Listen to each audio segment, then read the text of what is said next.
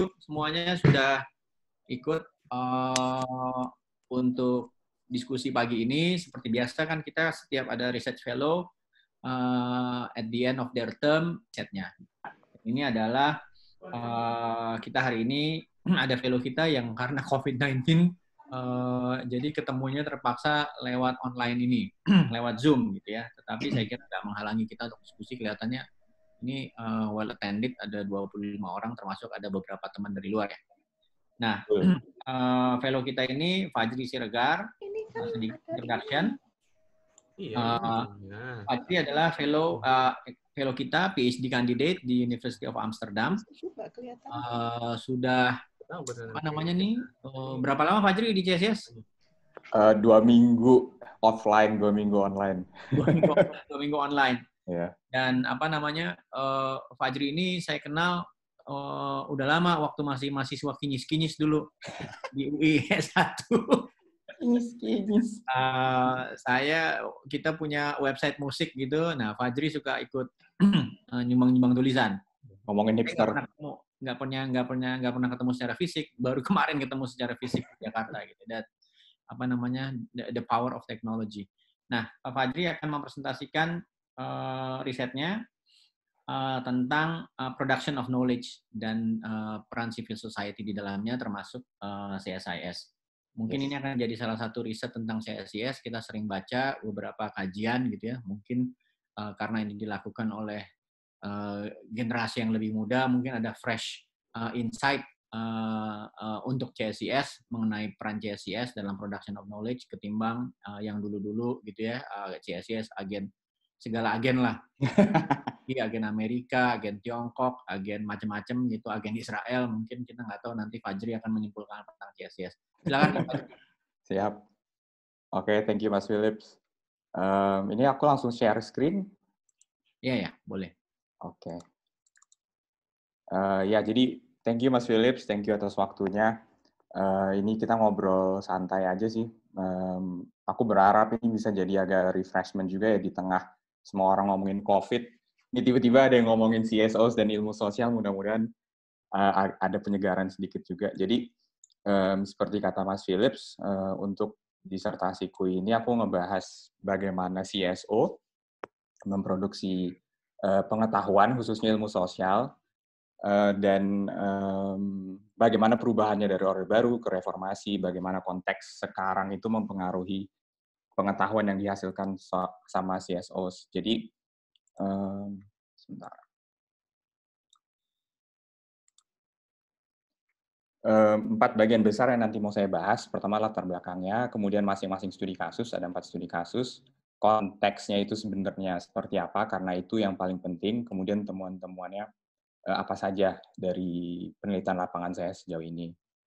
Jadi saya akan mengawali pembahasan dengan sebuah data. Ini ada riset kecil yang waktu itu saya kerjakan sama Mbak Inaya Rahmani dan Mbak Melia Halim 2016-2017. Ini riset yang disupport sama KSI sih sebagai background, karena KSI, Knowledge Sector Initiative itu mereka pengen tahu sebenarnya pembuat kebijakan di Indonesia itu, kalau mereka menyusun kebijakan atau katakanlah mereka mencari informasi, itu sumbernya apa sih?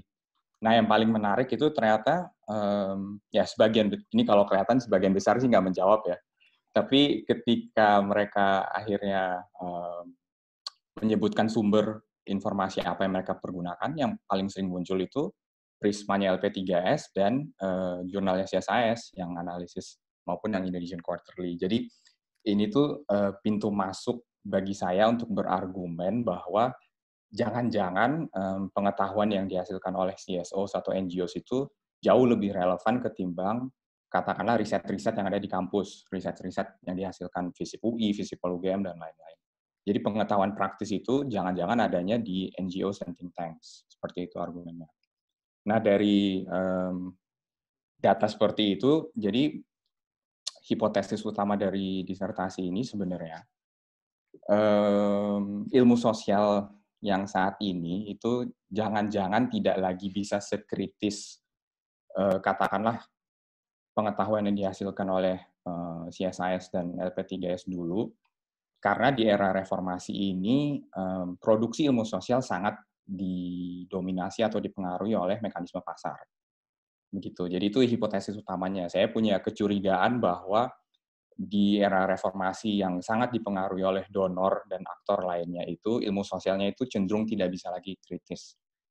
Nah, dari hipotesis itu, 3 pertanyaan utamanya sebenarnya, ya saya harus menjelaskan dulu perannya CSO itu sebenarnya seperti apa dalam hal produksi pengetahuan, apa perbedaannya antara era Orde Baru dan Reformasi, bagaimana mereka sendiri memproduksi pengetahuan itu, dan apa sih prasyaratnya yang memungkinkan NGOs atau think tank ini bisa menghasilkan ilmu pengetahuan yang bisa menandingi katakanlah ilmu sosial formal.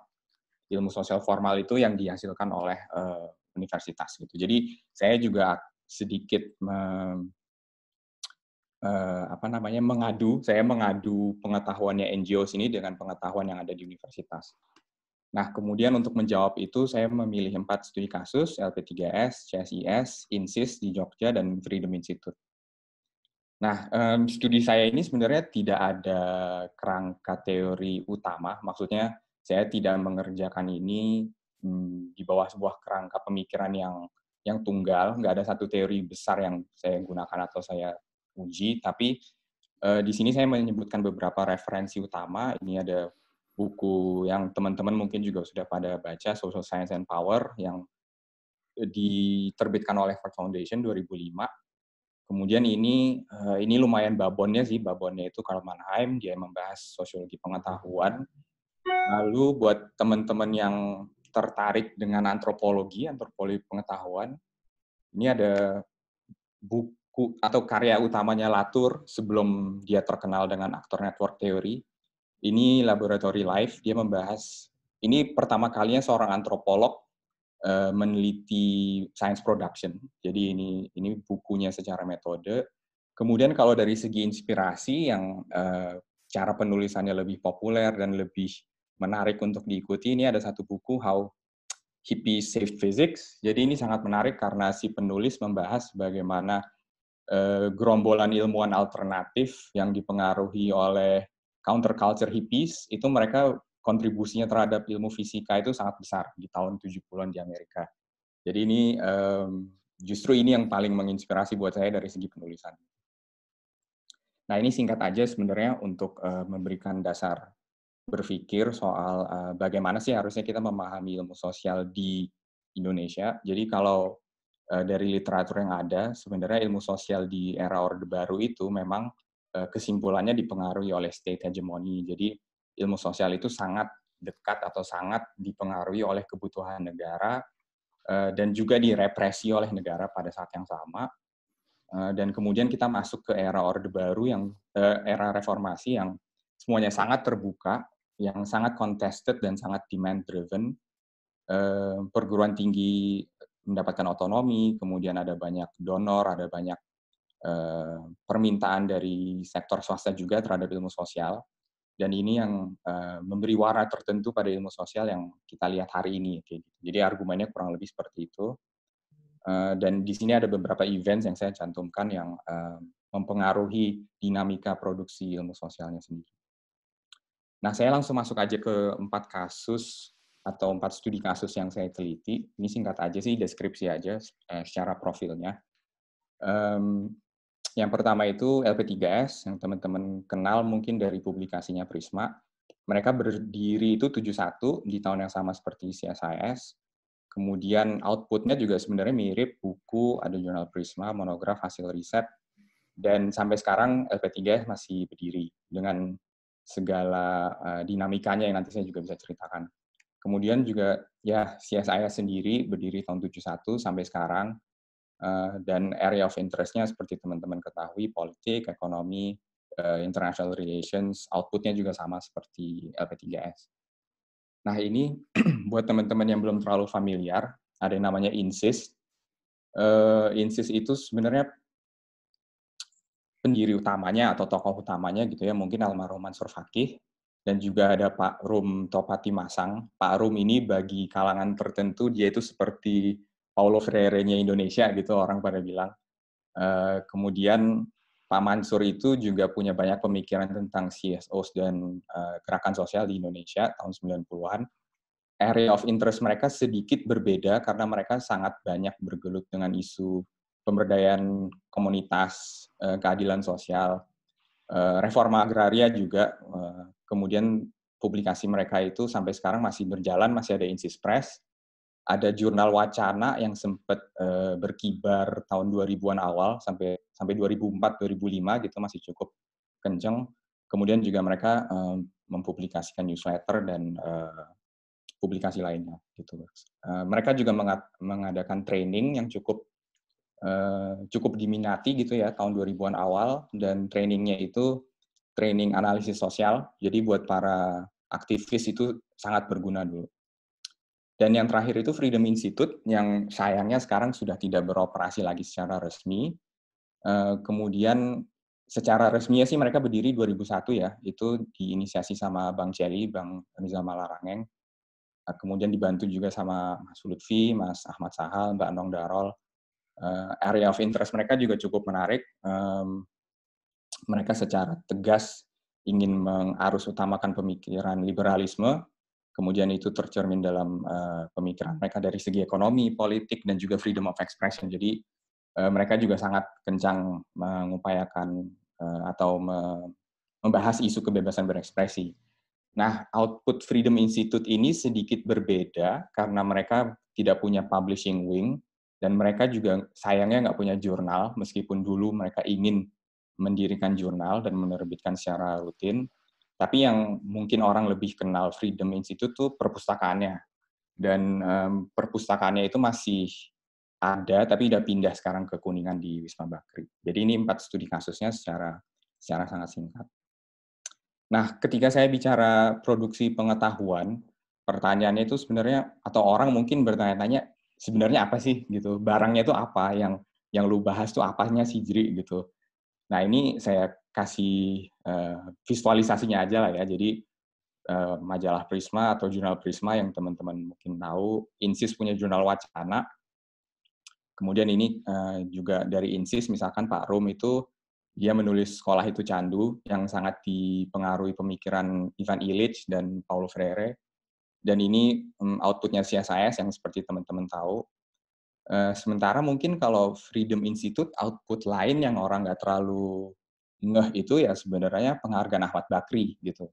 Meskipun bentuknya adalah sebuah penghargaan, jadi lebih seremonial, tapi itu kan sebenarnya proses kuratorial ya. Jadi ketika Freedom Institute melakukan kuratorial practice itu, mereka sebenarnya juga secara tidak langsung membentuk produksi pengetahuan, atau yang mereka lakukan itu adalah memvalidasi pengetahuan yang ada dan mereka memberikan apresiasi terhadapnya. Jadi itu sebenarnya kontribusinya Freedom Institute juga dalam taraf tertentu.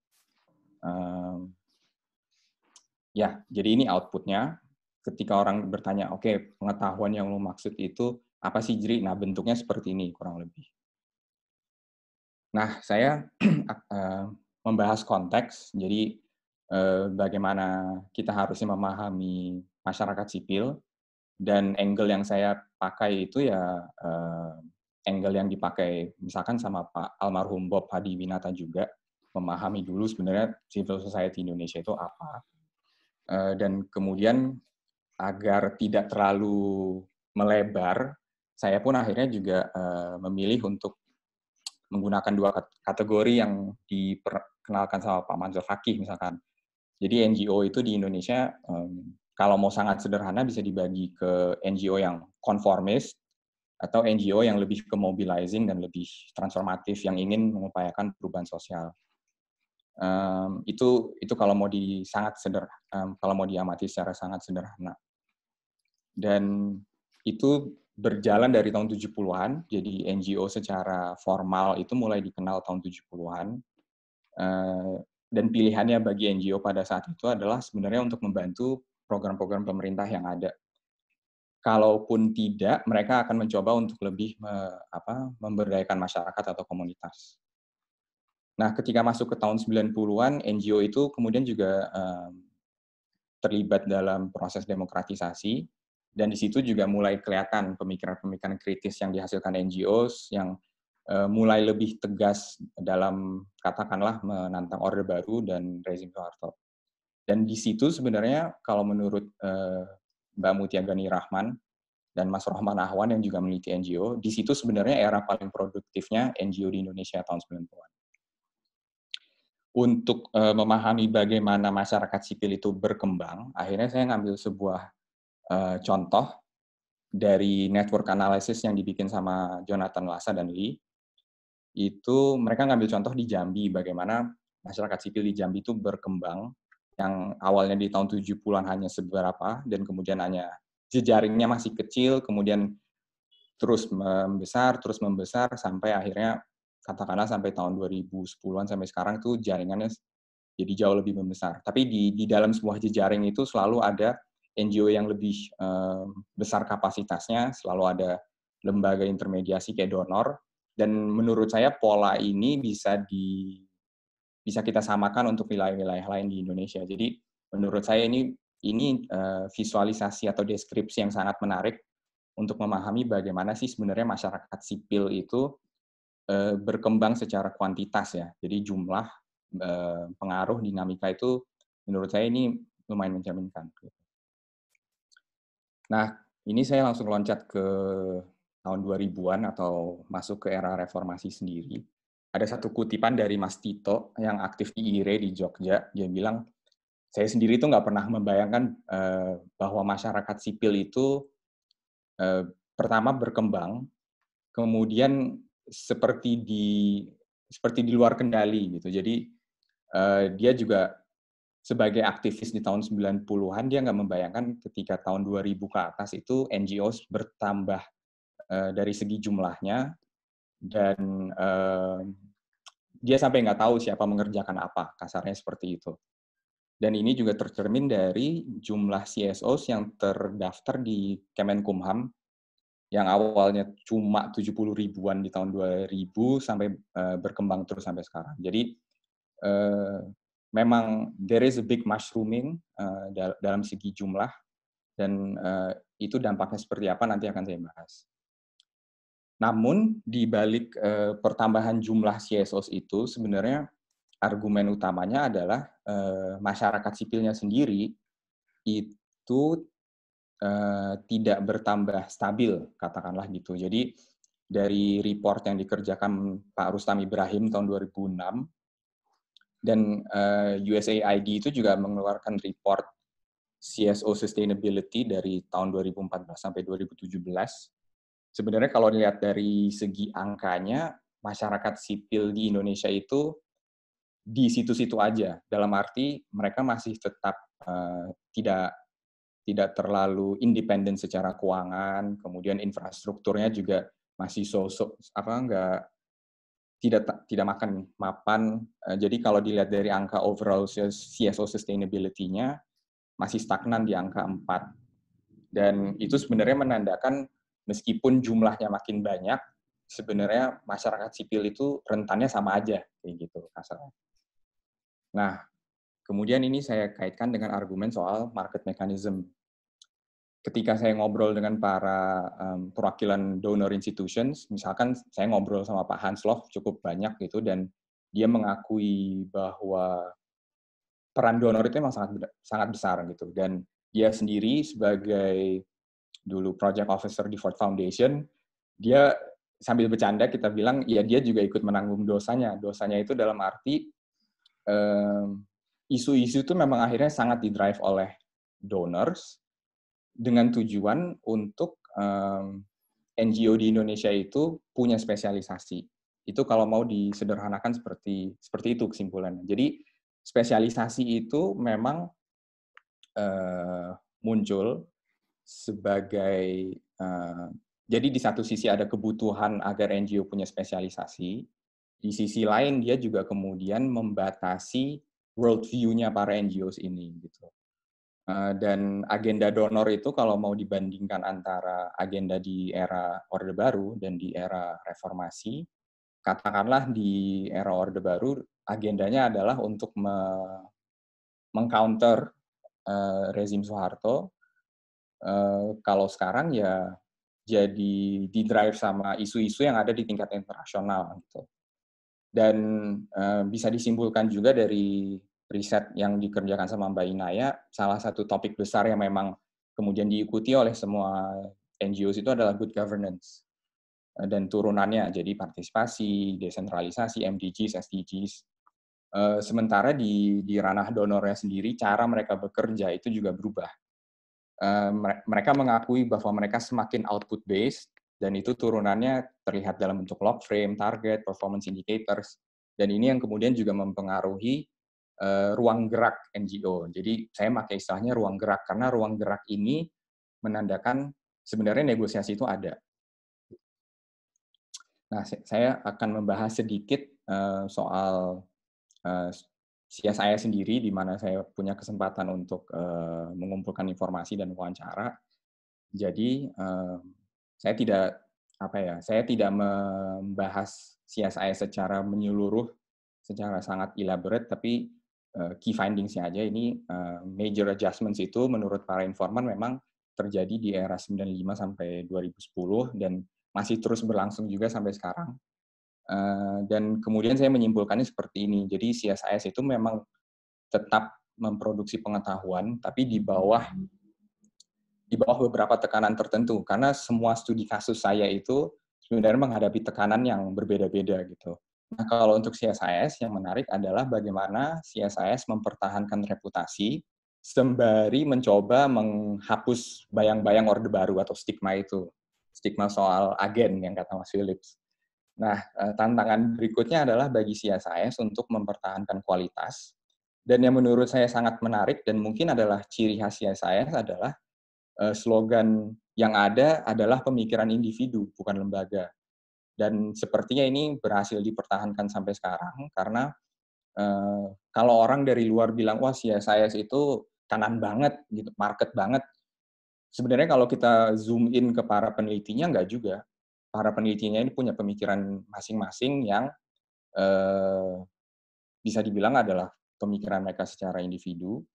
Kemudian CSIS sebagai lembaga, tugasnya adalah memastikan pemikiran itu berkualitas, seperti itu.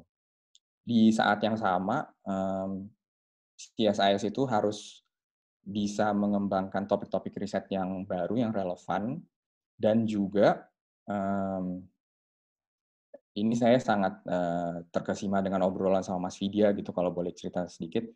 Ya memang CSIS menghadapi kompetisi yang lebih ketat sekarang dibandingkan katakanlah dengan Orde Baru. Kalau misalkan dulu untuk dapat grant atau dapat riset yang commission itu nggak perlu kompetisi, sekarang ya kompetisinya sudah dimulai dari penulisan proposal. Gitu. Kemudian satu premis lain yang saya coba angkat itu CSIS itu dari demand driven yang sifatnya tunggal, katakanlah dulu banyak membantu secara pemikiran atau memberikan advice kepada rezimnya Soeharto, kemudian sekarang memberikan advice dan policy engagement ke jauh lebih banyak aktor yang dinamikanya juga berbeda. Jadi mungkin kalau saya boleh simpulkan sementara gitu, from singular demand to plural demands, kayak gitulah kasarnya. Ini perbandingan sederhana antara 4 studi kasus saya. Jadi keempat studi kasus ini memang nggak bisa dibandingkan apple to apple, karena mereka ada yang menyebut dirinya think tank, ada yang menyebut dirinya NGO, dan itu pengaruhnya lumayan besar. Tapi kalau dilihat dari kontribusinya ke masyarakat sipil, pemanfaatan ilmu sosialnya dan kontribusi ke ilmu sosialnya kurang lebih seperti ini. Jadi LP3S itu salah satu NGO pertama yang konsisten mengerjakan riset. Sementara CSIS itu dari awal menurut saya sudah bisa disebut sebagai think tank, meskipun di era itu istilah think tank belum populer. Nah, INSIS ini agak sedikit berbeda karena mereka ingin memberikan warna baru bagi masyarakat sipil yang inspirasinya itu sangat Gramscian ya. Jadi teman-teman di INSIS itu sangat suka dengan istilah organic intellectual gitu, dan itu menjadi ciri khas mereka sampai sekarang. Sementara Freedom Institute ini think tank yang pemikirannya ada di individu, tapi output-nya itu sayangnya nggak pernah menjadi sebuah legacy, karena mereka memang tidak terlalu fokus pada produksi buku atau produksi riset. Tapi mereka bisa langsung engagement ke policy, karena seperti yang teman-teman mungkin juga tahu, ya Bang Celi sangat dekat sama Pak Abu Rizal Bakri ya. Jadi pemikiran teman-teman di FI itu, di Freedom Institute, bisa langsung dipakai oleh Pak Abu Rizal Bakri pada saat itu. Bagaimana mereka kemudian menggunakan ilmu sosial, saya menyimpulkannya seperti ini. Jadi LP3S itu sebenarnya eklektik. Eklektik karena mereka bisa kritis, tapi mereka juga bisa sangat konformis.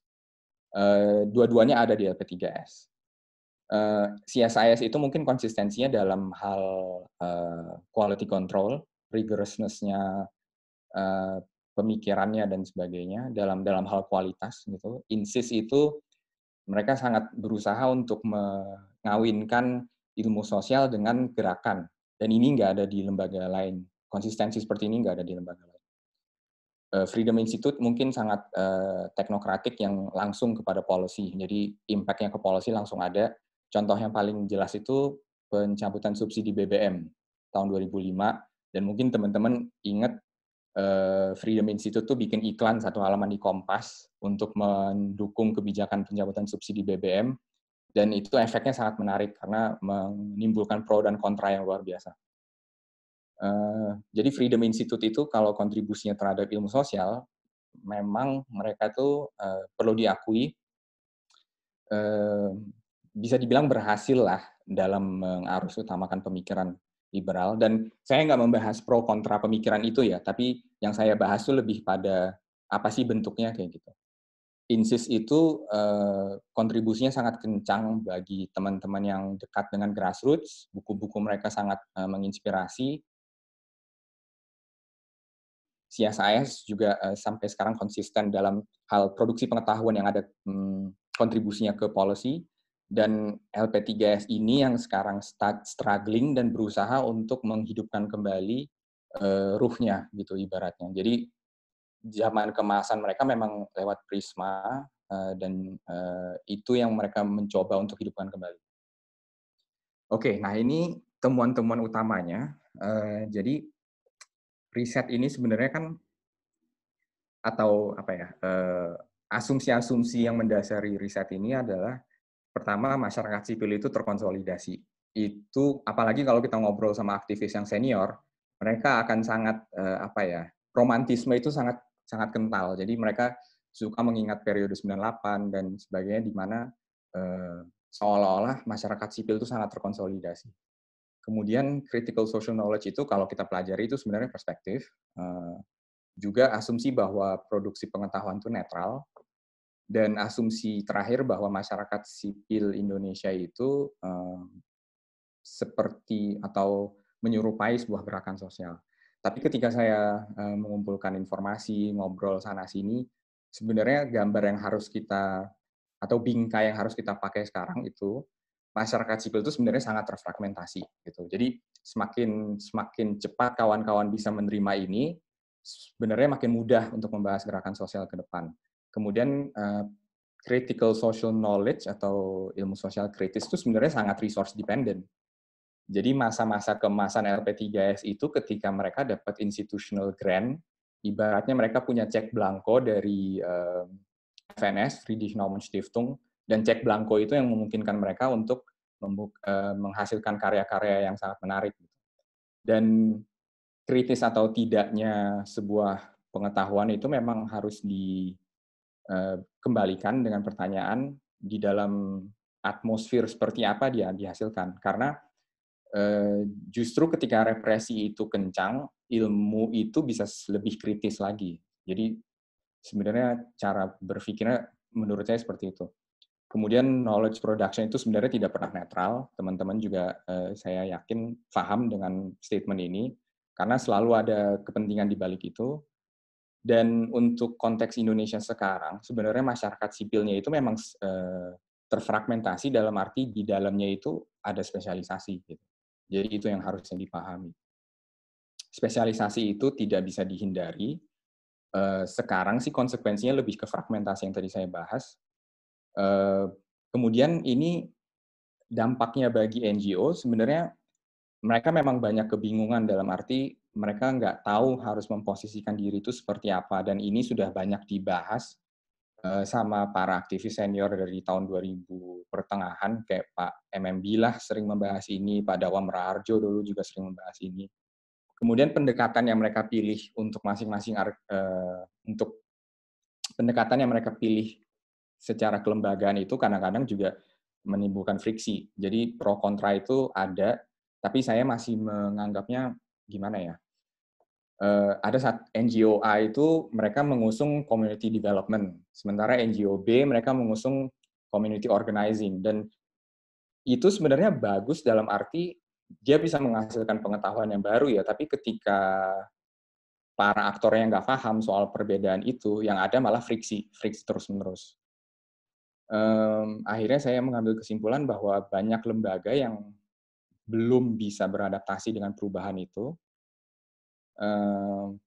dan karena mereka lebih disibukkan dengan tuntutan keberlanjutan lembaganya, momen untuk menghasilkan ilmu yang lebih kritis itu jadi berkurang. Jadi sekarang tuh memang sangat sulit bagi seorang aktivis atau scholar untuk mengawang-awang gitu. Waktu untuk mengawang-awang itu lebih dikit karena mereka harus mengerjakan riset-riset praktis gitu. Dan ini dipengaruhi oleh dominasi donor, dan pada akhirnya sih critical social knowledge itu terfragmentasi dan produksinya tidak bisa sinambung. Mungkin istilahnya seperti itu. Dan ini juga meneruskan kesimpulannya Mbak Mutia Gani Rohman sama Mas Rohman Ahwan yang di buku Social Science and Power itu mereka nulis satu bab tentang NGOs, dan temuan-temuan saya sampai saat ini kurang lebih mirip dengan kesimpulannya Mbak Meta dan Mas Rohman seperti itu. Jadi mungkin ini Mas Philips kayaknya udah cukup banyak ya. Jadi kalau teman-teman mau kasih pertanyaan atau komentar, silakan, saya akan sangat berterima kasih. Oke, thank you, Fajri. Saya rasa menarik sekali ya apa yang ditemukan oleh Fajri. Mungkin di sini saya lihat sudah ada beberapa pertanyaan dari beberapa orang di CSIS. Mungkin yang mulai dengan problem definisi ya. Dari Andrew, bagaimana kita mengklarifikasi term masyarakat sipil dan NGO, karena mungkin ini memang agak penting juga untuk diperhatikan karena nanti larinya tentang definisi knowledge production misalnya gitu ya. Ini saya langsung tie in aja beberapa pertanyaan, misalnya dari Evan itu kemudian kalau misalnya civil society, NGO, digunakan definisinya bagaimana, lalu bagaimana mendefinisikan knowledge gitu. Yep. Misalnya kenapa tidak, ini dari Evan, production of knowledge itu didefinisikan sebagai output di publications gitu. Kalau saya lihat sebetulnya yang dituju oleh Fajri tidak cuma output publication, juga mungkin sepertinya discourse ya, karena LP3S dan lain-lain itu kan memicu discourse yang sangat tajam gitu di masanya gitu. Dan kemudian itu dua garis besar pertanyaannya. Kalau saya mungkin juga melanjutkan dari apa yang ditanya oleh beberapa teman tadi. Ini pertanyaan saya nih, mungkin ada jawaban atau tidak. Kenapa orang Indonesia, scholars Indonesia, mungkin karena ada alasan birokratis ya, sangat terobsesi mempublish di international journal, yang sebetulnya yang baca akademik sedikit sekali, garuk-garuk sesama punggungnya aja gitu. Tetapi nggak muncul lagi publikasi semacam Prisma yang sangat lokal, sangat kuat, tidak mempedulikan hal-hal semacam itu gitu, hukum dan kredit. Kenapa nggak ada perlawanan daripada scholars nih? Kenapa harus, walaupun penting, jurnal internasional itu penting, tapi mungkin impact-nya kecil kalau menurut saya nggak tahu dalam definisi Fajri ya, dalam konteks NGO atau civil Ya. society. Mungkin itu dua dulu dari pertanyaan. Oke, siap. Langsung ya Mas, jadi kalau untuk yang definisi itu memang rumit. Jadi dari 4 studi kasus ini aja, ada yang menyebut dirinya sebagai think tank, ada yang menyebut dirinya sebagai NGO. Jadi buat saya aja itu udah sebuah kebingungan gitu, bagaimana kemudian saya bisa menyatukan atau mendamaikan perbedaan itu. Akhirnya saya pakai satu term yang belum muncul di presentasi itu, sih termnya adalah academic NGOs. Jadi academic NGOs ini akan jadi payung istilah saya untuk disertasi ini. Tapi memang kalau dari literatur sih antara CSO dan NGO itu perlu dibedakan. Jadi CSO itu kalau kita pakai istilah CSO, Muhammadiyah, NU dan lain-lain itu bisa masuk dalam kategori CSO. Tapi kalau NGO buat saya kata kuncinya adalah providing service, dalam artian NGO itu pertama dia harus punya, kalau nanti saya berargumen ya, NGO itu pertama dia harus punya badan hukum yang jelas, tercatat, kemudian mereka punya tujuan yang jelas yang bisa dilihat di AD, ART-nya atau dokumen apapun. Tapi pada akhirnya ketika kita bilang NGO, di balik itu ada asumsi bahwa mereka deliver sesuatu di luar ranah pemerintahan dan di luar ranah private sector. Jadi itu yang saya pakai sebagai kategori NGO-nya untuk mengunci perdebatannya gitu. Nah, kemudian saya kerucutin lagi menjadi academic NGOs dengan argumen keempat studi kasus saya ini menghasilkan sebuah produk pengetahuan yang ada dasar metodologinya, kasarnya gitu deh. Jadi nanti itu soalnya menarik karena pembimbing saya bahkan nanya gitu, kamu emang berani ngeklaim bahwa yang dihasilkan NGO itu scientific? Nah, itu perdebatan lain lagi. Apakah knowledge-nya NGO itu scientific atau enggak? Tapi at the very least, it is knowledge dalam arti entah dia hanya menerjemahkan buku, itu pun buat saya udah masuk dalam kategori dia menghasilkan. Ketika dia bikin award, kayak Bakri Award, itu buat saya juga dia udah menghasilkan. Even ketika dia hanya bikin sebuah training tentang apa itu liberalisme, dia sudah menghasilkan. Jadi itu dasar saya untuk menyebut ini academic NGOs. Gitu. Nah, kalau yang temuan pertanyaan Mas Philips yang kedua, ini saya sambungkan dengan riset yang waktu itu saya kerjain sama Mbak Inaya. Jadi riset itu kan ingin mencari tahu jurnal kebijakan itu sudah ada nggak sih di Indonesia dan diperlukan apa enggak. Nah, untuk menjawab itu, salah satu pertanyaan kita di survei, kita nanya ke scholar Indonesia yang base-nya di Indonesia maupun luar negeri. Jadi kayak model-modelnya Mbak Merlina Lim, Mas Ariel Haryanto itu waktu itu kita tanya juga. Dari hasil survei secara keseluruhan itu ternyata preferred method of dissemination buat mereka itu ternyata nulis di op-ed. Jadi ini juga agak-agak, ini paradoksal sih. Maksudnya scholar di Indonesia itu kan beberapa tahun terakhir dibayangi hantu Scopus ya. Mereka harus nulis di jurnal yang terindeks Scopus karena didorong oleh Kemenristek Dikti pada saat itu. Tapi kalau ditanya secara individu, mereka sebenarnya lebih nyaman membagikan gagasan itu lewat media, Mas. Lewat newspaper, atau kasarnya gini deh, nulis di Kompas itu masih jadi benchmark buat scholar. Tapi memang akhirnya mungkin sekarang jadi shifting karena dorongan atau kewajiban nulis di Scopus itu, Mas. Jadi ini juga pertanyaan yang menarik. Waktu itu kita ngebahas sebenarnya yang nulis di jurnal Universitas Nasional siapa? Kalau scholar-nya bisa nulis dalam bahasa Inggris dan bisa tembus jurnal internasional, siapa lagi yang menulis di jurnal universitas lokal kayak gitu? Karena reputasinya koran dan reputasi Prisma atau analisis CSIS itu juga masih tinggi dan mereka prefer nulis di situ. Jadi yang agak miss itu justru ekosistem jurnal nasional. Siapa yang nulis di situ? Kalau kita mau sangat kalau mau politically incorrect sih kita akan bilang scholar yang tier berikutnya, tier B, tier C kayak gitu. Kasarnya kayak gitu. Jadi itu isu lain yang menarik juga sih memang. Oke, ini ada Mbak Matt raise hand. Silakan Mbak Matt.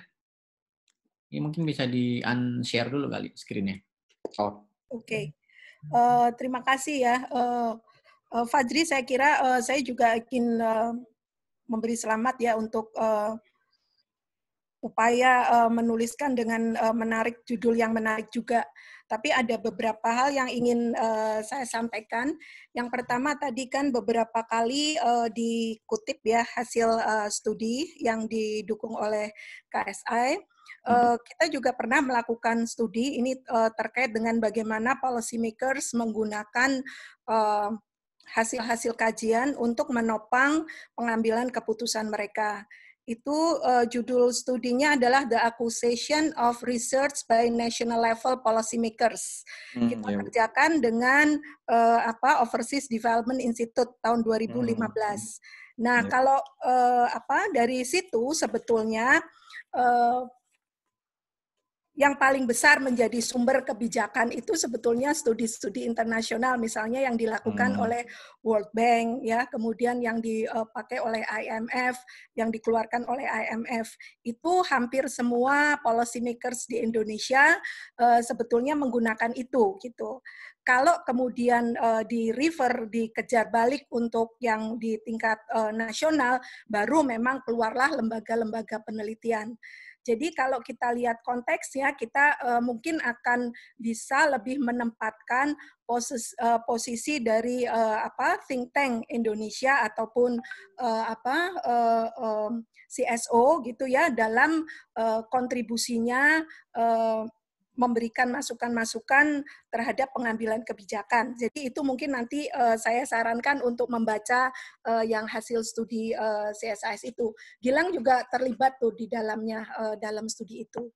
Kemudian yang kedua, saya ingin juga menanyakan ya, tadi kan disebut ini sebetulnya peranan dari CSO untuk mengembangkan social science gitu. Nah, tentu kalau tadi kemudian yang di-refer adalah CSIS, kemudian Freedom Institute, LP3ES, kita harus agak rigorous dalam membedakan social science in terms of rigid academic terms atau applied social science. Karena yang dipakai oleh lembaga-lembaga think tank ataupun penelitian kita itu sudah lebih melangkah tidak hanya untuk academic social science tapi sudah applied. Karena seperti CSIS itu kita tidak, we are interested to menulis untuk rigorous academic social science as a basis memberikan policy recommendation. Jadi fokusnya adalah sebetulnya ke applied gitu ya, yang sudah kita olah sebagai rekomendasi-rekomendasi yang bisa doable. Jadi mungkin ini juga perlu agak kehati-hatian ketika kita merefer kata-kata social science gitu ya. Kemudian catatan berikutnya tadi di akhir itu dikatakan ya bahwa social science kita itu tidak pergi kemana-mana ketika itu donor driven atau memang pembiayaannya itu karena pesanan. Mungkin dengan perkembangan yang terakhir itu bisa diupdate what is the role of the government. Tadi di presentasi dikatakan state itu very weak gitu ya, sehingga kita tergantung pada donor. Tetapi saya kira perkembangan 2 tahun terakhir ini landscape-nya akan agak berubah ya.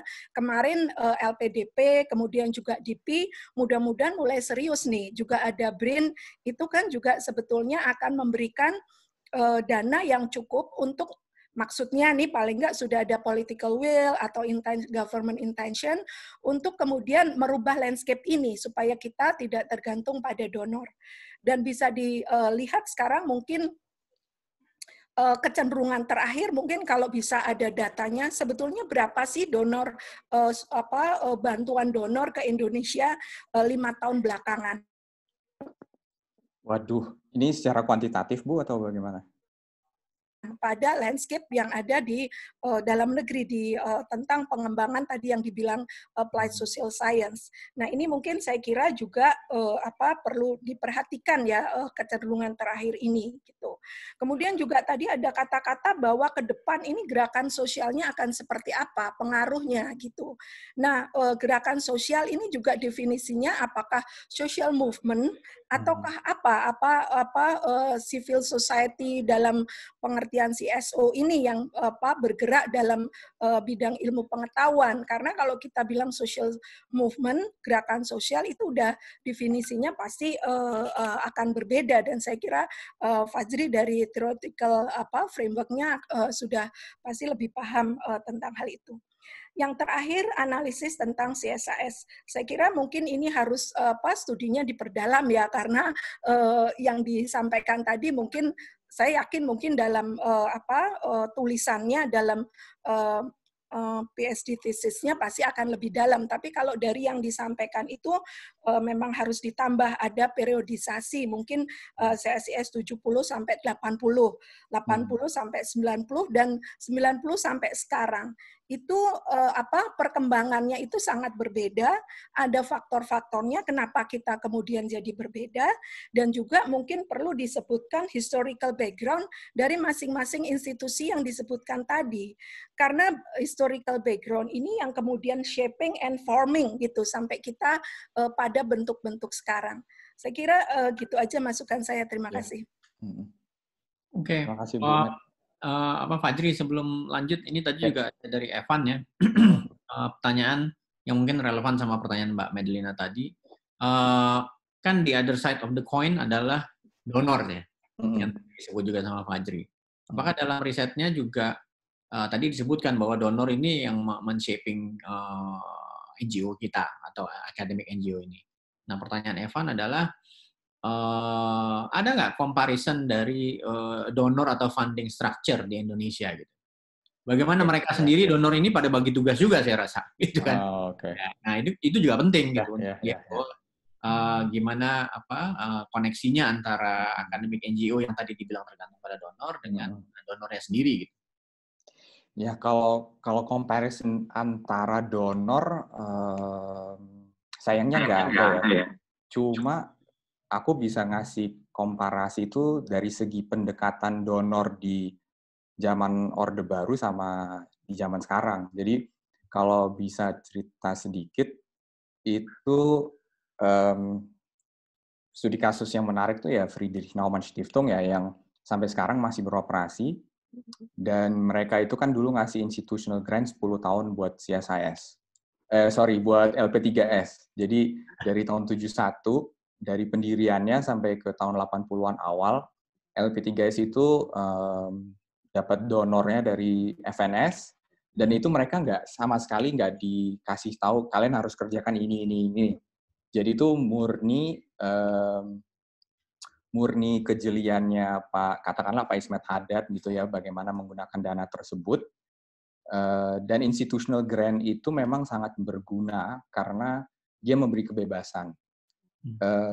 Kalau kita bandingkan dengan katakanlah institutional grant ya KSI yang sekarang, yang Mas Philips juga sangat ngerti bagaimana teknisnya, ya itu sangat beda kan. Karena lagi-lagi dia output based, ada output yang diinginkan, dan pendekatan ini yang sebenarnya bisa dibilang mengekang NGOs kita dalam berkreasi ya.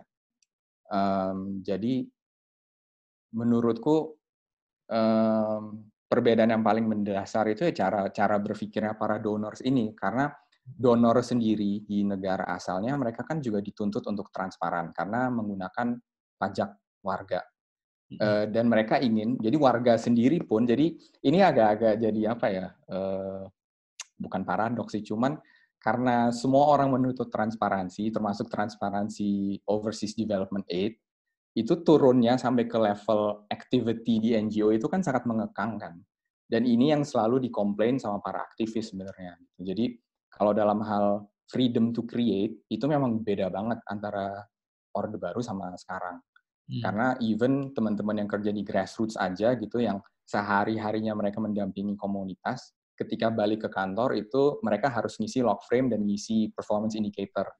Dan itu yang sebenarnya menarik untuk dibahas dalam ini sih, dinamika perdonoran untuk konteks masyarakat sipil kita gitu. Jadi tarik menariknya yang lebih kelihatan justru di situ sih, kalau dari temuanku. Oke, ini ada pertanyaan dua yang berhubungan ya, dari Rahardika Arista Utama dengan Yos Kenawas ya. Ini tentang kenapa dalam konteks ini lembaga penelitian di universitas itu, dari hasil yang tadi dipaparkan Fajri, dia relatif malah justru nggak dipakai oleh policy makers, lembaga-lembaga riset di universitas gitu. Jadi dia nggak dekat dengan pembuat kebijakan. Padahal ini dari Yos ada beberapa lembaga riset di kampus yang sangat aktif gitu keluar, kayak Puskapol UI, Pukat UGM, ya kan, dan lain-lain itu justru sebetulnya ada yang aktif gitu. Tapi dari riset tadi kelihatannya justru lembaga-lembaga di dalam kampus ini akademik NGOs ya. University kan susah juga ya, universitas ini universitas negeri ya. Tapi intinya adalah kenapa universitas itu justru nggak jadi referensi utama jadinya kalau dari riset ini. Iya, betul. Itu jadi ini pertanyaan yang sering dibahas sama Mbak Inaya juga kan, di dalam topik riset di dalam riset yang berbeda. Jadi kalau sebenarnya sih gimana ya, saya mencoba merumuskannya ya. Sebenarnya gini, kalau menurutku sih gini, individunya itu secara personal itu sebenarnya banyak didengerin kan sama pemerintah. Tapi kemudian yang terjadi adalah teknokrasi. Nah, teknokrasi itu kan it's all about the individual. It's all about the expertise, it's all about the knowledge within the individual. Kalau nggak si individunya ini ditarik jadi konsultan, ya kalau nggak ditarik sekalian ke KSP gitu, kalau boleh bercanda dikit. Tapi lembaganya sendiri itu mereka masih, menurutku kalau secara lembaga, katakanlah yang disebut Yos gitu ya, Puskapol, Puskagender, they are all in the same competition sih. Akhirnya jadi apa yang didorong sama KSI gitu ya, katakanlah KSI itu kan mendorong evidence-based policy making dengan para pengambil kebijakan itu menggunakan data. Jadi Bappenas dan lain-lain itu harapannya menggunakan data-datanya Semeru, CSIS, Sayokyo. But it's an ongoing competition. Kalau aku sih akhirnya menyimpulkannya gitu. Jadi riset yang soal jurnal itu kan dibikin 2016-2017. Mungkin dalam beberapa tahun terakhir sudah berubah tuh. Kalau kita survei lagi sekarang, mungkin jawaban mereka berubah. Mungkin sekarang mereka lebih menyebut Semeru, lebih menyebut LIPI atau yang lain gitu. Jadi menurutku, aku nggak bilang bahwa lembaga penelitian kampus itu nggak didengerin, tapi mereka masih harus berkompetisi gitu. Jadi antara academic NGOs dan para pusat penelitian ini ya mereka berkompetisi gitu sih. Ya. Oke. Ini juga ada dua pertanyaan yang relevan yang saling sambung ya. Ada dari Evan juga masih, lalu dari Vidya. Gimana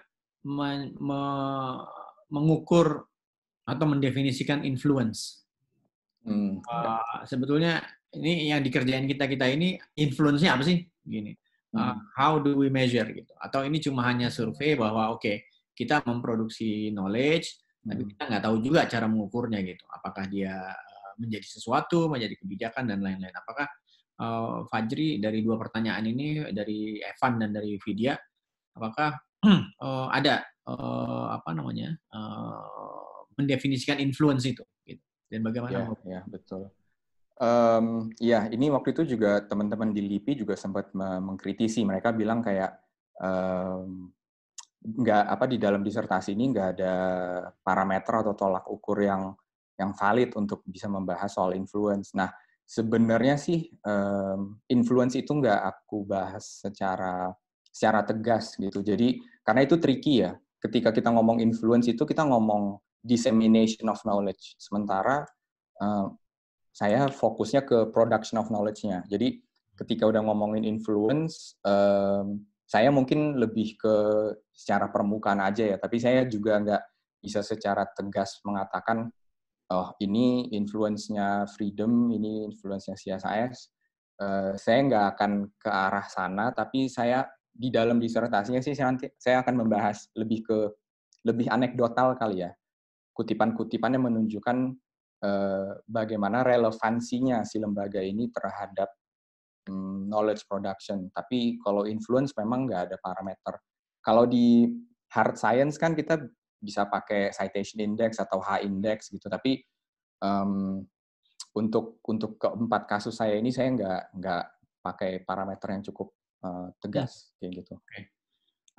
Ini ada pertanyaan lagi soal tadi juga sempat disebut ya, teman-teman di INSIS, di LP3S itu Gramscian, pemikiran tentang melawan hegemoni. Gitu.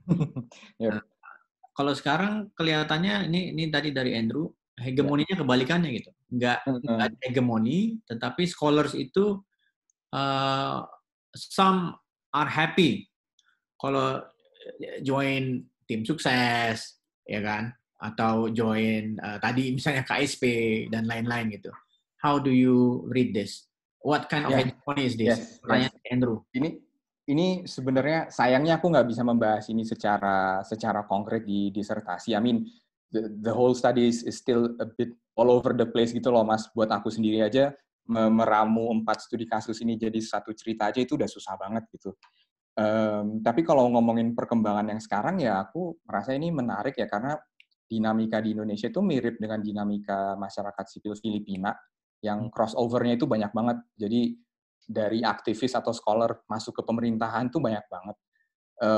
Tapi menurutku what we're seeing right now sih sebenarnya di sisi critical di sisi intelektualitasnya sekarang tuh jadi kayak ada kekosongan nggak sih? Kekosongan dalam arti ya karena banyak sekali yang kemudian mendapatkan panggilan jadi teknokrat itu, kita juga struggling untuk regenerasi di lingkup academic world-nya, di dalam akademianya gitu. Nah, aku nggak tahu apakah ini hanya ya dinamika dari waktu ke waktu atau secara struktural memang harus ada yang perlu kita benahi gitu.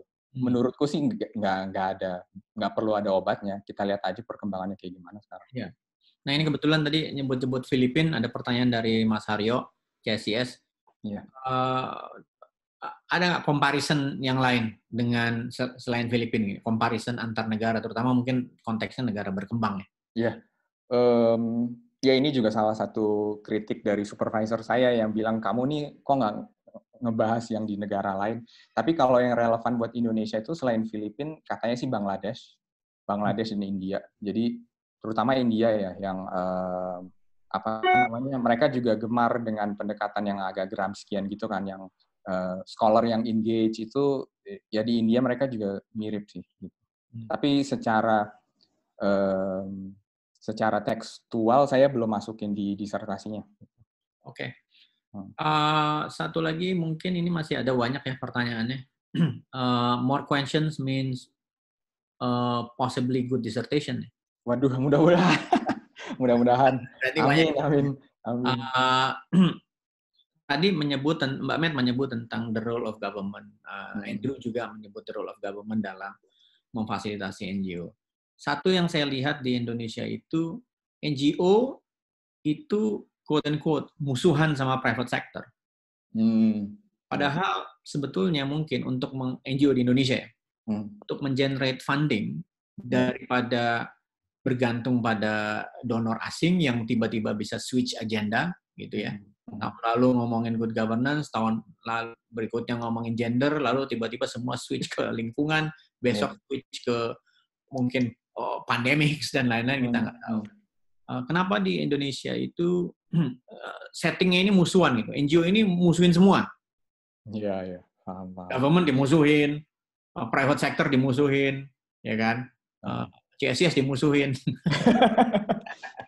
Nah, karena misalnya kalau tadi nyebut-nyebut Asia Foundation. Di Taiwan itu Asia Foundation kan sama dulu dibentuknya kurang lebih tahunnya sama. Tapi sekarang Asia Foundation in Taiwan itu namanya di Asia Foundation in Taiwan. Jadi dia fundingnya itu sudah bukan dari headquarter di Amerika, tetapi dari private sectors di Taiwan. Jadi biggest source of funding untuk Asia Foundation in Taiwan adalah dari private sectornya di Taiwan. Gitu. Nah, sementara di Indonesia ini sampai hari ini saya lihat masih musuhin semua orang NGO ini. Kalau ada yang dekat dengan private sector, itu akan dikritik habis-habisan. Mungkin karena persepsi tentang negara adalah source of the problem, private sector adalah source of the problem. NGO-nya nggak merasa dia juga source of the problem gitu. Nah, ini gimana? Kenapa situasinya seperti ini di Indonesia? Ya, aku mencoba menjawab gini, Mas. Kadang-kadang kita sendiri juga membayangkan masyarakat sipil itu kayak entitas tunggal, padahal enggak gitu. Nah, yang sebaiknya kita pakai sebagai cara berpikir itu ya masyarakat sipil itu spektrum sebenarnya.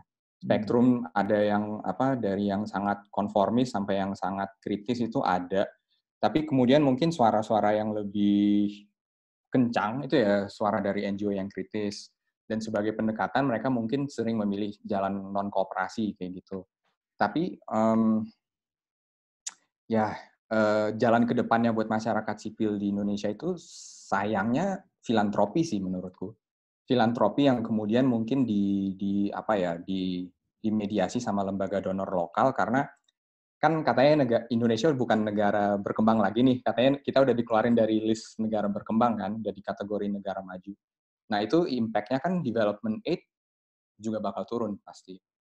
Nah, ke depan itu sebenarnya memang ya NGOs atau CSOs itu selain harus memikirkan soal fundraising juga bagaimana bisa mengartikulasikan kepentingan mereka agar filantropi mau support the agenda. Jadi memang bekerja sama dengan private sector, balik lagi ya ini pilihan dari sebuah lembaga gitu, tapi sebagai masyarakat sipil as a whole itu harus jadi opsi juga gitu. Aku kalau boleh ngambil contoh sedikit ya, INSIS itu kan contoh teman-teman yang memang ideologinya kencang, pilihan-pilihan mereka juga jadinya tegas seperti apa, tapi konsekuensinya memang kalau bicara resources mereka agak katakanlah tertinggal dibandingkan yang lain. So at the end, ya ini bukannya mau menyederhanakan lagi, tapi ketika kita paham medannya seperti apa, ya jadi lebih dimengerti juga kenapa lembaga X memilih seperti ini, lembaga Y memilih seperti ini, kayak gitu. Nah, ini ada pertanyaan lanjutan dari Andrew. Kalau kita, masalahnya gini, Fajri, kalau kita melihat NGO sebagai spektrum, itu mungkin merefleksikan justru problem kita. Gitu. Karena ada banyak civil society organization yang nggak functioning sebagai truly civil society organization. Jadi juga ada banyak NGO yang kemudian menjadi pseudo non-governmental organization. Lalu di sisi yang lain kita punya weak state, tapi kadang-kadang ada strong society group, gitu ya. Lalu kadang-kadang banyak isu kita punya strong state, strong government, tapi weak civil society, gitu. Jadi mungkin cara pandang kita, kalau kita tidak bisa mendefinisikan secara precise, melihatnya sebagai spektrum yang berarti everything in between, jangan-jangan kita nanti akan gagal melihat dengan tajam peran civil society groups dalam production of knowledge di Indonesia. Tapi menurutku sih satu kesimpulan yang kita semua perlu sepakati adalah isu soal shrinking civic space ya Mas. Maksudku, the issue of shrinking civic space itu bukan cuma di Indonesia tapi juga global kan. Nah, secara lebih khusus di Indonesia, shrinking civic space-nya itu menurutku ya kata kunci yang sering dibahas sama teman-teman kan solidaritas ya. Maksudnya solidaritas dari segi isu itu tetap harus ada, meskipun pada akhirnya sebenarnya competing gitu. At the end, NGOs are actually competing. Sayangnya mereka tidak mau mengakui itu gitu.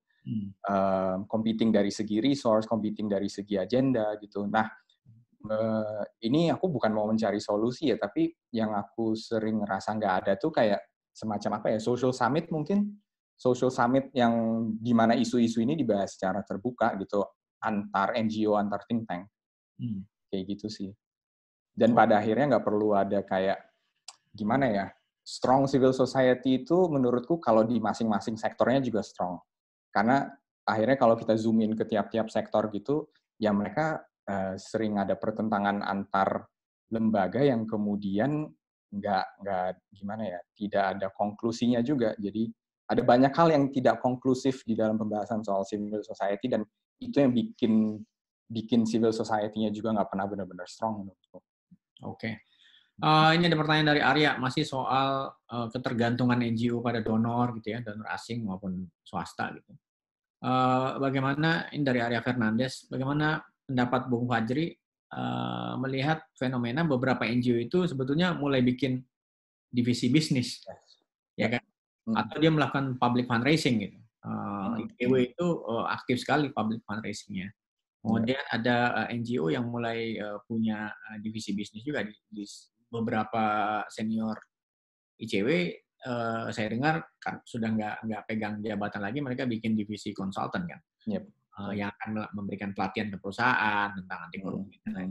Tapi itu source of income. Itu bagaimana? Termasuk CSIS. CSIS kan juga bikin divisi, bukan CSIS sih, jadi ada konsorsium. CSIS, Universitas Prasetya Mulia dan Jakarta Post mendirikan Tenggara Consulting gitu, yang melakukan bukan campaign ya, bukan campaign, jangan disalahpahami juga. Tapi intinya bagaimana kita melihat fenomena itu? Kalau NGO mulai melakukan membentuk. Nah, ini topiknya itu masuk dalam bingkai perdebatan profesionalisme versus aktivisme, karena ketika saya ngobrol dengan teman-teman yang terutama yang senior ya, itu buat mereka tuh isu profesionalisme versus aktivisme itu sangat penting dibahas, dan ada keengganan untuk memahami bahwa masyarakat madani itu harusnya didekati secara profesional. Karena menurut saya gini, kalau para aktivis ini tidak bisa embrace the professional side of activism, jadinya seperti itu terus. Jadinya akan berkubang di lumpur yang sama terus. Sementara kalau mereka udah bisa melihat the professional side of activism, mereka akan lebih mudah embrace public fundraising dan lain. Dan menurut saya itu sangat perlu, karena pada akhirnya kan saya lupa ada entah AusAid atau DFAT kayaknya bikin report, dan kesimpulannya life cycle NGO di Indonesia itu sangat pendek. Jadi apalagi di daerah, NGO itu mungkin bertahan hanya berapa tahun, kalau big funding-nya habis, mereka juga tutup gitu. Nah, isu public fundraising atau cari penghasilan secara mandiri itu sangat penting. Jadi, dan sebenarnya banyak sekali NGO yang udah mencoba ya. Jadi either mereka bikin publishing wing, jadi mereka jualan buku atau apa. Tapi memang butuh skill-skill tertentu yang tidak dimiliki oleh semua aktivis kayak gitu. Jadi ya itu sisi lainnya sih, mengembangkan keterampilan jualan itu nggak gampang. Yeah. Oke. Ini pertanyaan dari Rahardika. Tadi Fajri menyinggung dan juga mengutip hasil wawancara dengan Vidya dari CSIS bahwa sekarang lembaga kayak CSIS dan juga semua lembaga itu pada akhirnya berkompetisi dalam production of knowledge. Nah, pertanyaan dari Rahardika, kemudian faktor apa yang paling signifikan mempengaruhi pemenang dari kompetisi production of knowledge itu? Apakah persoalannya kembali lagi sebetulnya pada persoalan faktor lama, gitu, faktor ideologi, kedekatan dengan pemerintah, seperti yang dicatat Ariel Herianto dalam bukunya Fedi Hadis dan Daniel Dakim.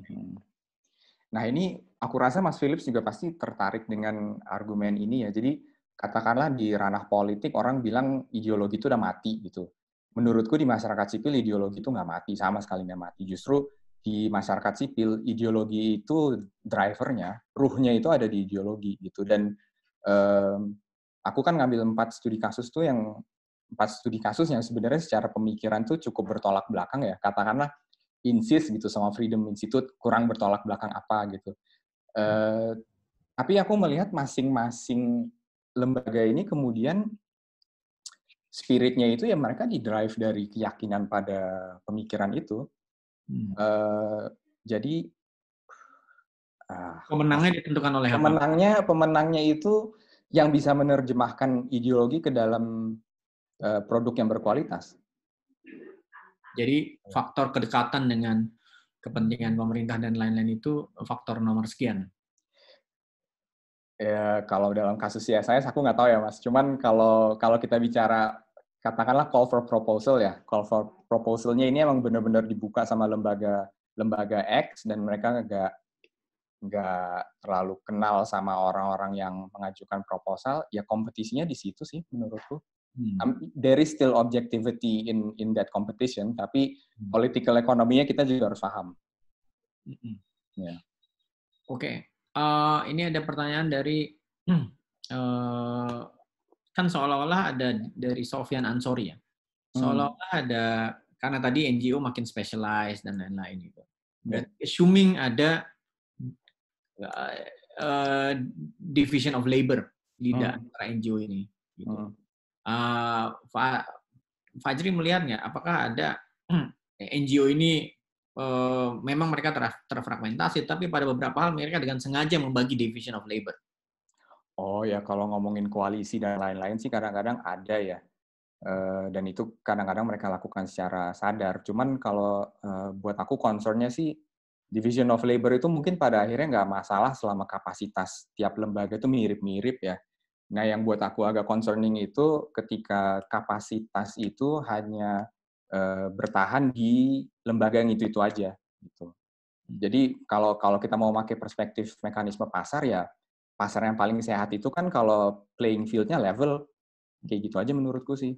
Nah, pertanyaannya apakah level of playing field-nya ini antara yang katakanlah NGO di Jawa sama di luar Jawa udah sama apa enggak? Nah, itu ribet banget. Apa maksudnya?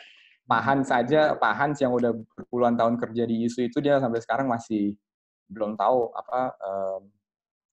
ungkitnya itu, daya ungkitnya di mana, titik ungkitnya di mana, itu belum kelihatan. Iya.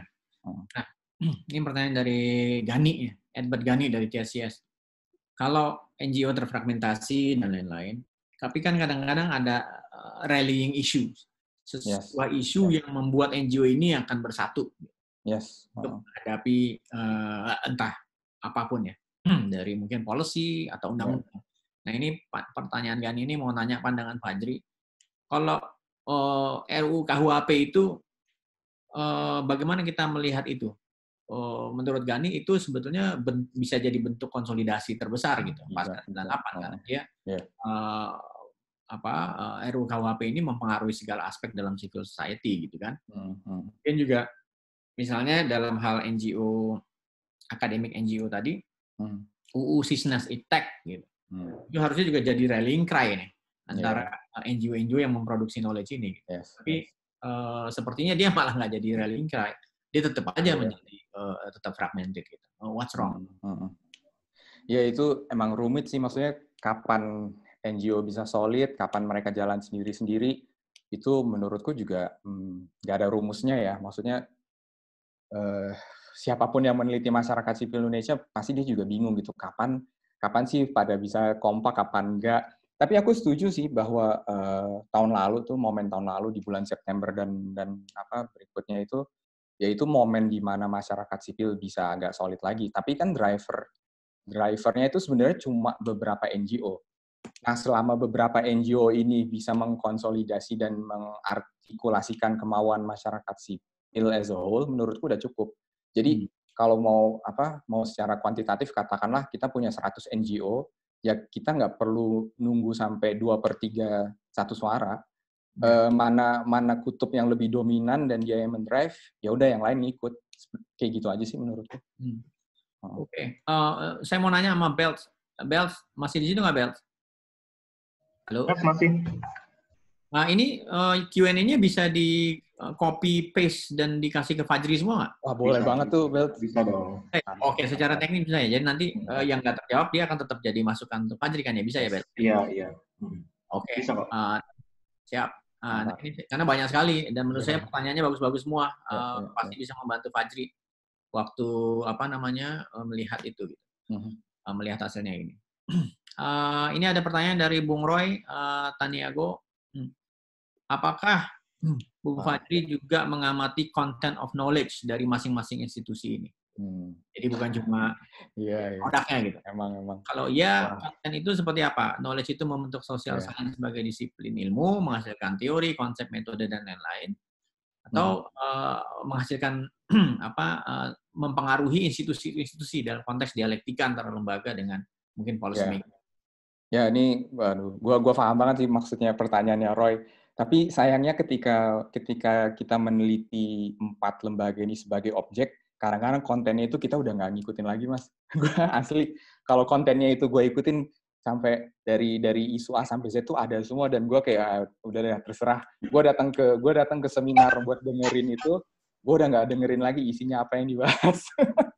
Cuma yang emang gue harapin itu memang dialektikanya itu. Gue berharap bisa melihat ada oppositional ideas antar lembaga, dan kadang ada, kadang enggak.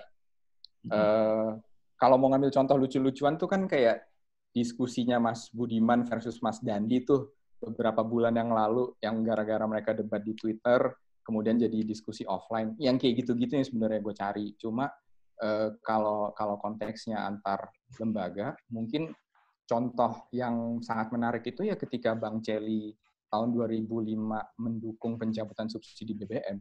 Maksudnya dulu sebagai mahasiswa gue termasuk yang panas ngeliat iklan itu apa-apaan nih, ngaku-ngaku intelektual tapi kok mendukung pencabutan subsidi. Tapi setelah mengamati itu semua sekarang, gue lebih paham apa manfaatnya. Manfaatnya dalam arti pemikiran itu di Indonesia kan juga perlu berkembang ya. Dan ini yang akhir-akhir ini nggak terlalu banyak muncul lagi sih. Jadi kalau balik lagi ke pertanyaannya Roy,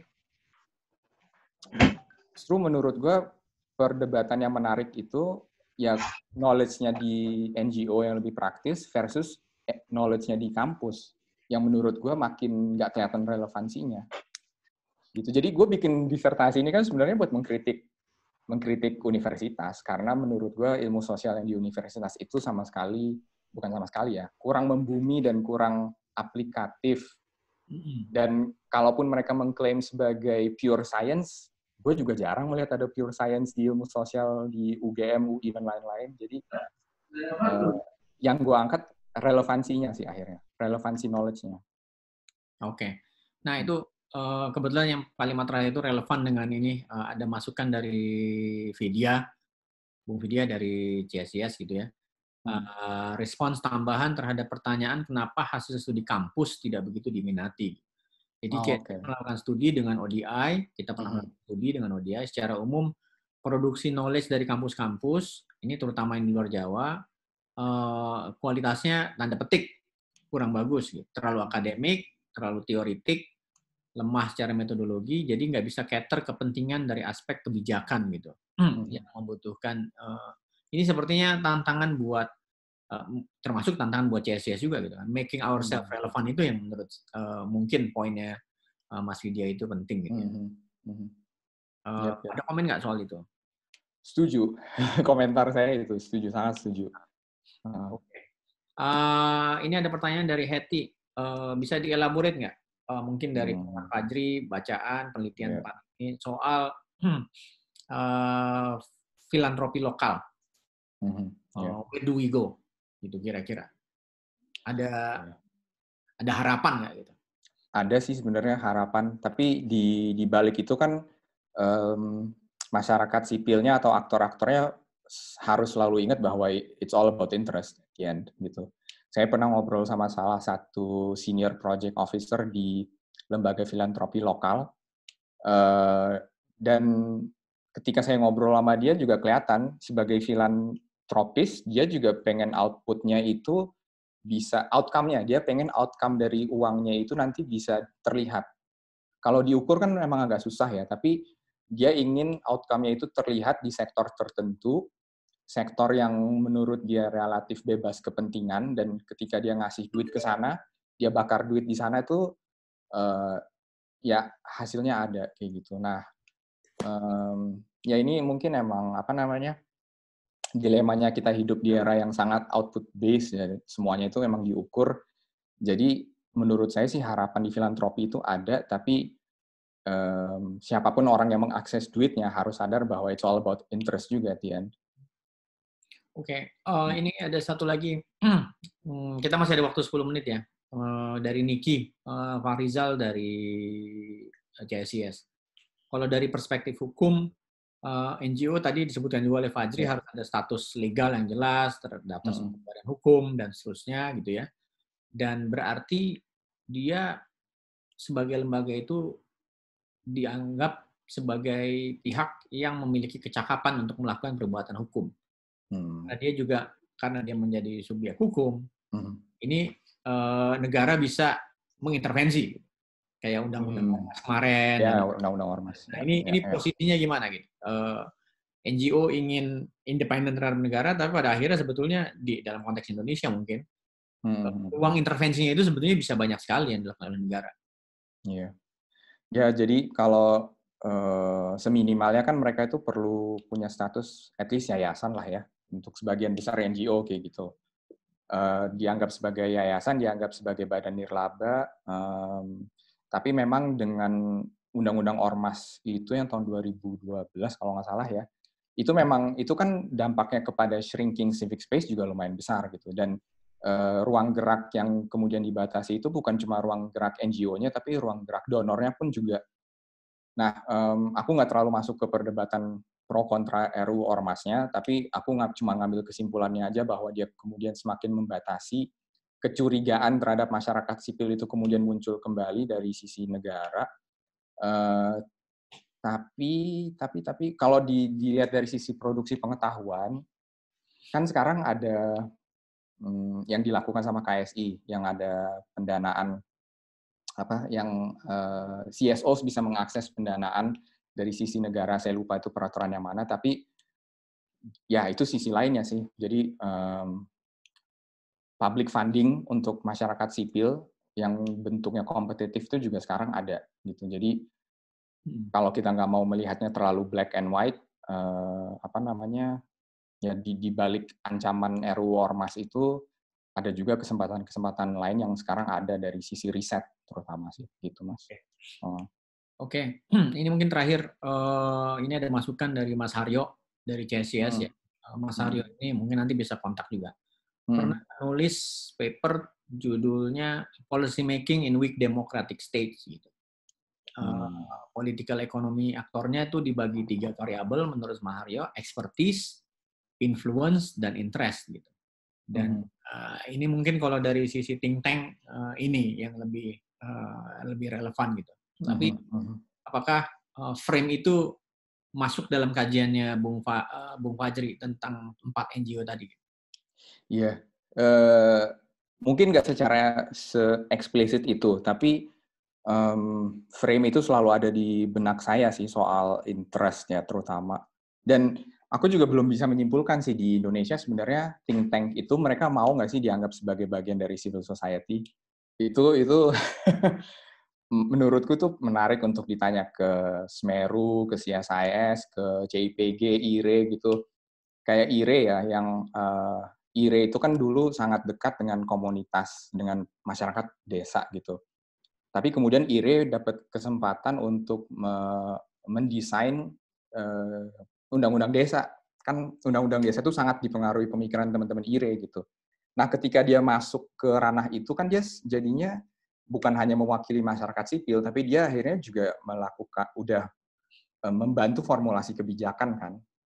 Nah, ketika think tank ini udah masuk satu kaki ke formulasi kebijakan, nah, menurutku tuh perlu dilihat lagi sejauh mana dia masih mewakili kepentingan dia yang awal itu.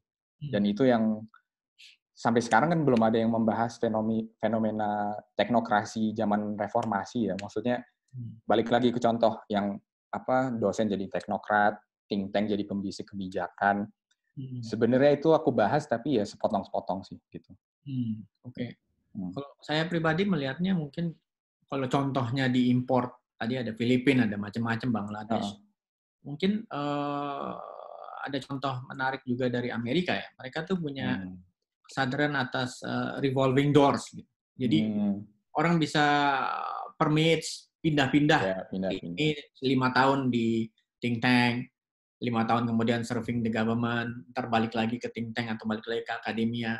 Itu buat mereka bagus. Dan menurut saya ini juga bagus karena orang yang kerja di NGO dia merasakan menjadi policy makers gitu kan. Nanti dia tahu ketika balik lagi ke tempatnya dia tahu bagaimana mendekatkan jarak antara akademik tadi, kajian-kajian akademik, production of knowledge di sisi akademik atau sisi NGO dengan relevansi terhadap policy making gitu. Dan ini mungkin yang di Indonesia orang maunya kan selalu mendikotomi, bikin garis batas yang sebenarnya menyulit.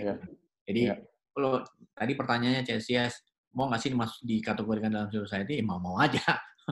Dianggap policy, membuat policy recommendation to government doesn't matter gitu. Kalau dari sisi CSIS ya, bahwa kita mungkin frame-nya yaitu revolving door saja. Sehingga kita bisa mendekatkan jarak antara apa yang dikaji dengan apa yang harus dilakukan gitu. Dan itu pun kadang-kadang kita masih terasa jauh juga gitu. Kadang-kadang nggak nempel sama realitas.